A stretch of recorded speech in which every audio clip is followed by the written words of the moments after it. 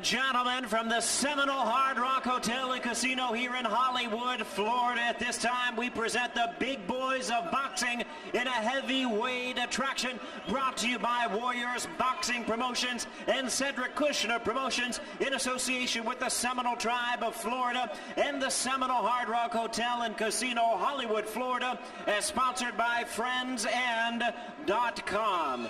Judging at ringside for this bout, we have Fred Flutie, Bill Ray, and Rick Bays. And our third man of the ring, the referee in charge, is former world champion James Waring.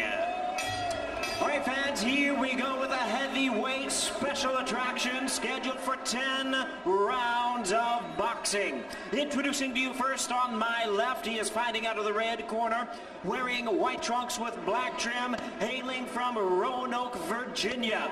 He weighed in at 223 pounds. His record stands at 34 wins, 8 losses, with 28 big wins coming by way of knockout.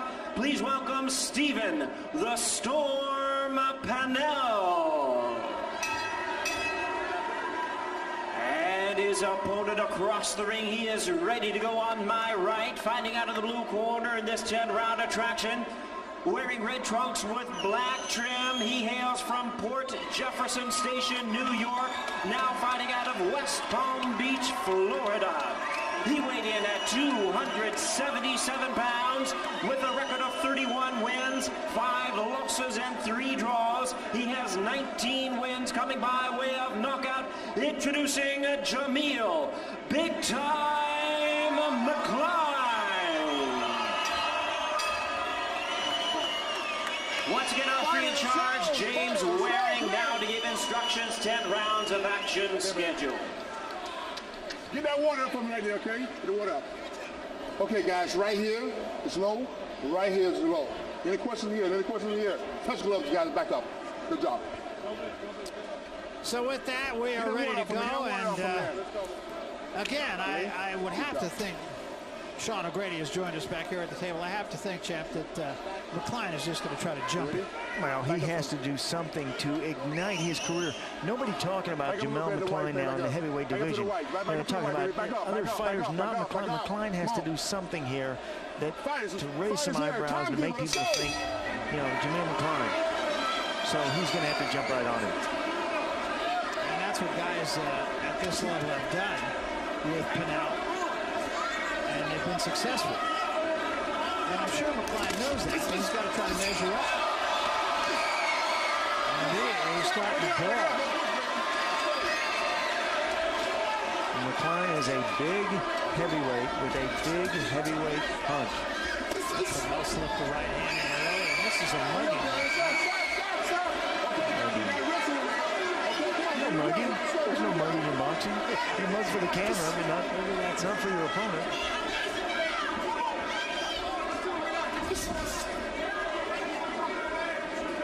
Now coming off his best victory, has some confidence. Good jab from Mccline. Mccline, he has. I think Panell felt that too. Yeah, Jameel has an outstanding jab, 82-inch reach. Reach halfway across the ring. Good stiff jab from Jameel.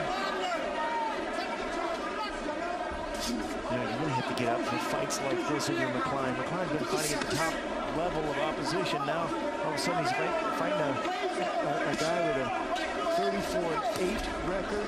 He really has to concentrate, really has to focus, get a little bit scared in there. Well, and people are going to look at the fact that Panell lost the Rainbow, lost the Francois Bertha, lost the Edmund Hall, lost the Fitchko, lost the Hasim Rockline, and lost all of them in 3 rounds or less. Breaking, guys. Step back, let's go. But all of them really good fighters. Oh, yes. But I'm sure McCline. And McCline wants to draw a comparison. He says, look, if I can get somebody like a Panell out of there sooner than those guys, I should have a easier time or a fight with those guys. Precisely. That's exactly my point. So if he does wind up going 5, 6, 7, or even to a decision, all of a sudden, in the eyes of the boxing public, maybe he's not quite as impressive as he would have liked to be.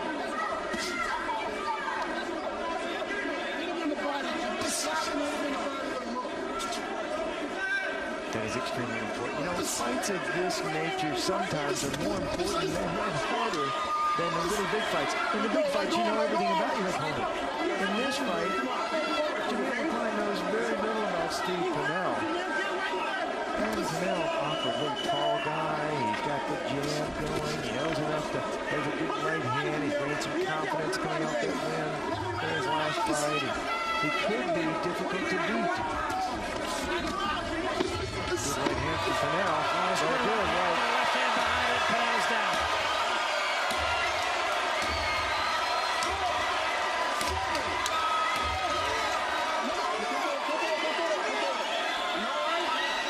Well, he got up, shaking his head, yes.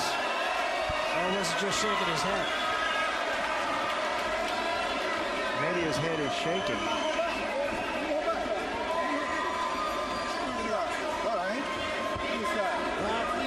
Looking in the corner. I'm not sure that's the first round that his handlers would have liked to have seen him fight. David Tua, what do you think? You knocked down in the first round. Jameel on track? I believe so. Certainly, he's establishing a lot of body punches. He's trying to close the distance with his jab.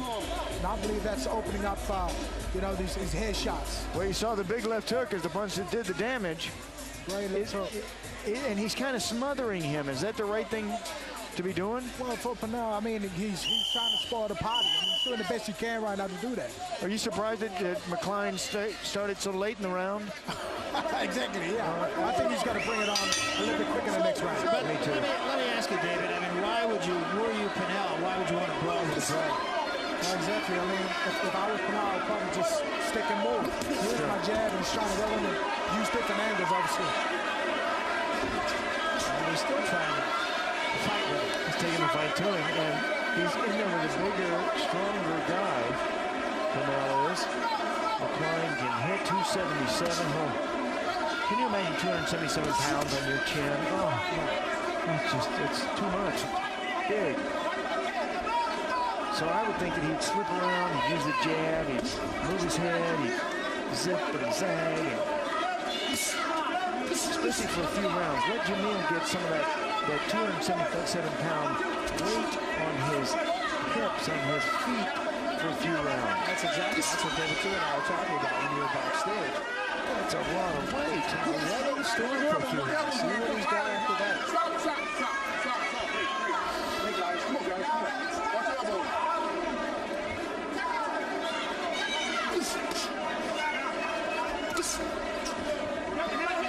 Jameel's a good pro, too. He starts off slowly at the first part of the round. Then he picks it up. He brings it in. He ends the round with a statement.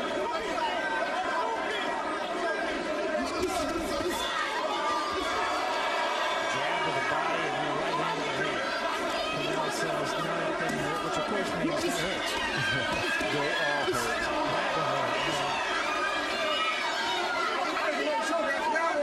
It hurts tomorrow. Break it up. Let's go.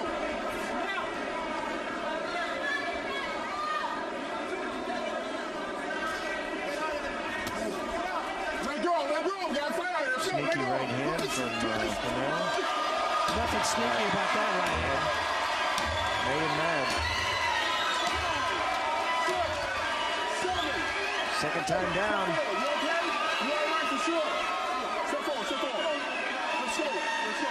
Panell trying to make a case for a punch behind the head, but Panell just seems to be right in Mccline's wheelhouse here. You know, this is why fight plans are so important in boxing. You fight it, you're like, there's a way to beat everybody out there. The real magic of boxing is to figure that out. Well, that's what we were saying about Easton in the last fight. At least he had an idea. Panell, to me, just is walking right into the lion's cage. I'm telling you, improv in boxing does not work. That's right. You better know exactly, specifically what you're going to do every second of every minute of every round. Steve Panell does not know that. Slugging right hand for Panell. I think there was part slip involved there, but it knocked him backward. Brady's making a liar out of me, David. Slug with a slugger. Well, I tell you, that's, even if it's a slip or whatever, somehow that's probably giving Panell some type of encouragement to come back in the next round. A little bit of confidence. Especially when you get somebody coming in like Mccline all over you. Mccline just walking right through Panell. And here's a look, David. The big hooks are what's doing the damage. Yeah. And then a right to the top of the head. That was a nice chop right hand there. Chop, that was like a karate chop. He chopped him, the chopping right hand on the side of the head, and flaming, but it was hitting the back of the head. He was on his way down by that time. And there was the punch there. A little bit off balance, but it was some punch. And Steve Panell should get credit for that. That was a punch. Let go, stop. Back up, guys. Back it up, please. Let's go. Some off balance from Mccline, but hey, it scored. It was effective. Panell just going after Mccline here. And Panell comes on the first part of the round. By the third minute of this round, he's starting to look for the air, the oxygen tank. But so is Mccline. Mccline's breathing through his mouth right now. But I mean, I would think the strategy would be, I'm not trying to second guess. Maybe I am trying to second guess. I don't know. Take him into deep water. Go 5-6 rounds, then try to stay close. And that's what Mccline has done in the past. And there's a huge right hand. Sure was. Panell fights back. It's been the problem. It's been the knock on big time Mccline. Late in the rounds, he gets lethargic in the fights. He's got great skills in the ring. He doesn't use them for the full 3 minutes. I'm talking about Panell coming in with a fight plan. How about a fight plan from Mccline? I mean, you know what you got in front of you. You better know. He knows you. Whoops. I don't know if that was a knockdown or a walkdown. I don't think I said it was a knockdown. But I do think Panell's a little gassed. Panell's got some skills, too. It's a shame somebody can't work with him. He's got punches. He's trying in there. He's got heart. He's brave. Well, he beats all these guys until he gets to the David Tua level, or to the level he's at right now. That's where fight plan is. It's the heart blood of any big fighter. You gotta have a plan. You really see the fatigue manifest on the face of Mccline. Look at that. His mouth open. He's humping and bumping. Doesn't matter. Yeah, it doesn't matter. It doesn't matter in this fight. The overall picture, it does matter. That's it. That's all. It's only a question of time. Sure. Jameel Mccline, I suppose you could say, did what he needed to do against an outclassed opponent. Well, David, what do you think? Do you think that Mccline puts fear in any of the heavyweights for this, or what does he do in a fight like this? Well, if anything else, he's establishing his career again, getting back into the swing of things in the heavyweight division. And, Panell did a good job. He did the best he could. He's got a lot of heart. He went out and he tried, but, it fell short. And what about for Jameel now? Does he continue working to fight next month or 2 months from now, or what do you think his roadmap is to go back to the top of boxing? Well, personally, if I was Jameel, I would certainly be doing, continuation after this, maybe a month time. But then again, certainly Jameel has his own plan, so who knows? Yeah, what about the 277 pounds? Does that hurt him or help him? It seems like he seems to be guessing a little bit after the second round. Maybe that it has a lot to do with him having, a lot of weight on. So, but he seems to be carrying it all right. 277. He has been that. I said it was the heaviest he ever was. He's been 277 in one other fight, and that was a third-round stoppage. Well, at 6'6", you can carry just about any weight. Pretty good. There is the final knockdown. Once again, here it is with Mccline. He's still got the power. He's got the size. He He's got, you know, he's got so many skills, and he's so good. Just a matter of putting it all together. Well, I suspect that this will fall into that category of tune-up for Mccline, and we'll see him in there against, I would have to think, one of the upper echelon heavyweights, if not the guy on our right. You want any part of him? Who knows? Who knows? Boxing is an exciting game, and you just never know.